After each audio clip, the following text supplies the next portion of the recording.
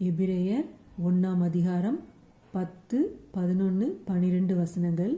கர்த்தாவே, நீர் ஆதியிலே பூமியை அஸ்திபாரப்படுத்தினீர். வானங்கள் உம்முடைய கரத்தின் கிரியைகளாய் இருக்கிறது. அவைகள் அழிந்து போகும், நீரோ நிலைத்திருப்பீர்.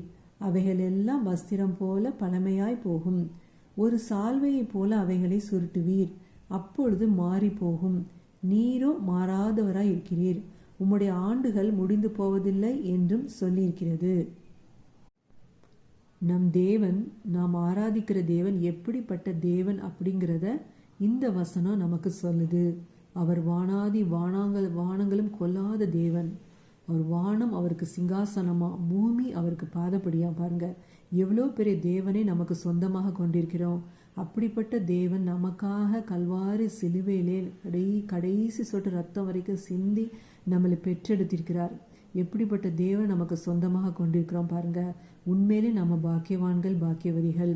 நீங்கள் எப்போ வானத்தை பார்க்கும்போது, பூமியை பார்க்கும்போதெல்லாம் நீங்கள் சொல்லுங்க, வானத்தையும் பூமி உண்டாக்கின என் தேவன் என்னுடைய அருமை தகப்பன் அப்படிங்கிறத சொல்லிக்கிட்டே இருங்க.